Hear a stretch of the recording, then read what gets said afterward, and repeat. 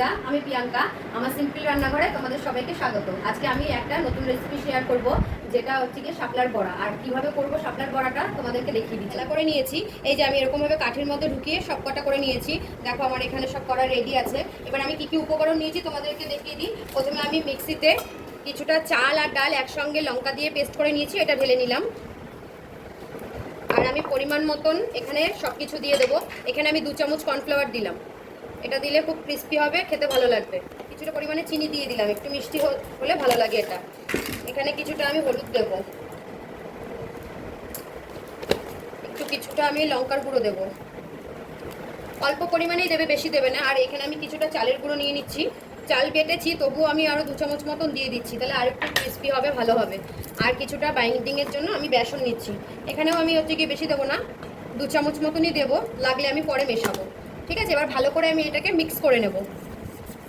আর পরিমাণ মতো নুন দেবো,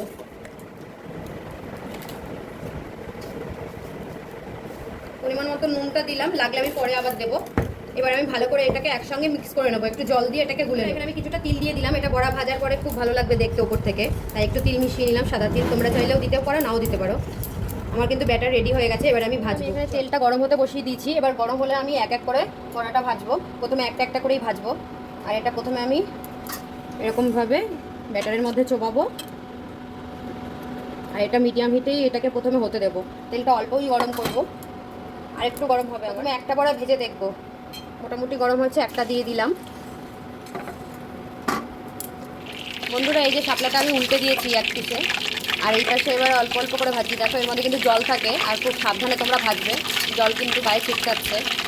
বন্ধুরা, আমার এখানে শাপলার ভেলা কিন্তু রেডি, দেখো কেমন হয়েছে। আর এটা কিন্তু খুব মচমচে হয়, গরম ভাতে খেতে দারুণ লাগে। তোমরাও করে খাবে, তোমরা কীরকমভাবে করো আমাকেও কমেন্ট করে জানিও। আমি এরকমভাবে করি, তোমাদের কেমন লাগলো অবশ্যই কমেন্ট করো, আর আমাকে জানিও তোমাদের কেমন লাগলো। আমার ভিডিও দেখার জন্য অসংখ্য ধন্যবাদ।